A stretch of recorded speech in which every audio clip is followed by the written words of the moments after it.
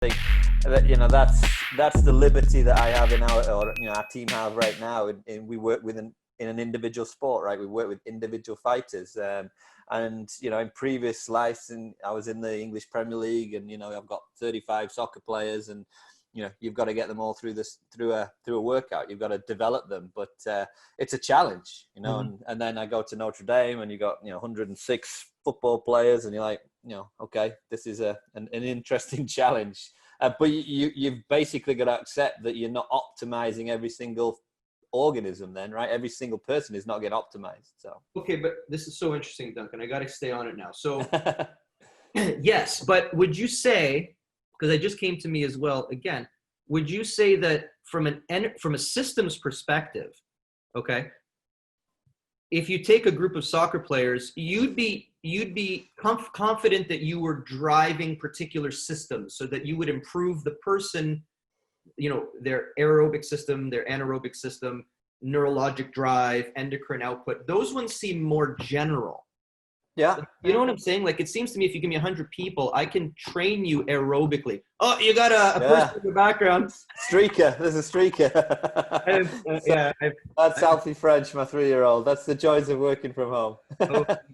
Oh, where was I? That was the most interrupted I've ever been on a podcast. Sorry, you're No, no, I was saying, general systems. but I mean, but then it comes down to when you're dealing with the meat is different, right? Like the meat, let's take a fighter that I know that like Ngannou or something. If Ngannou has, a right glenohumeral joint problem, then those inputs cannot be, let's just generally stimulate the system. It has to be right glenohumeral joint stimulation, very specific. So it's like the meat is the specificity of the training, and then the systems just have to be driven. Yeah. And then to be driven specific to what we do. I just had a conversation with Corey Peacock. I know you know Corey. And yeah, good friend of mine. Yeah, and we were talking about something similar, right? Like he was saying that for his fighters, he's really just taking them and then making sure that their systems are optimized to output fight night. Right. Yeah, I mean, I think I seem to always responding with a double-edged kind of response, but They all are, right? yeah.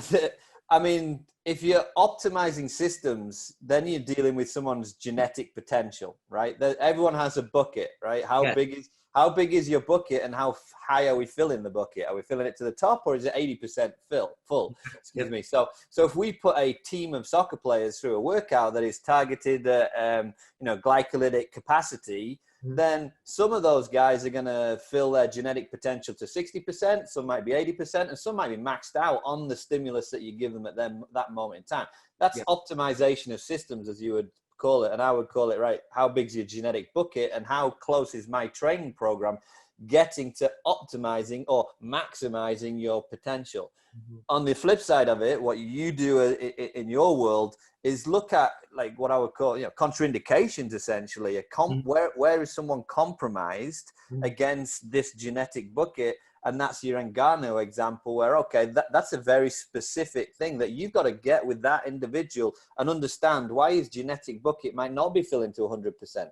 What are the restrictions? What's the limitations that's capping him at 75%? Now, if I go and look into that individual athlete, you might identify 1, 2, 3 different things that if we correct those things, now the potential for the genetic bucket to go from 75 to 95% is increased. And these two things, for me, are completely interrelated, but a very different strategy. One is very much an individual approach, and one is, it's a systems response. It's optimizing systems. And like I said, I keep saying we sometimes we get ahead of ourselves and make things really complex. We know how to change muscle physiology. We know how to change aerobic physiology. We know how to change alactic physiology. Like that's been done for years and years and years. So that we kind of know that. That's hard to mess up somewhat. Yeah, we get clever and we play around with just programming strategies, but the 101 of it is pretty well defined.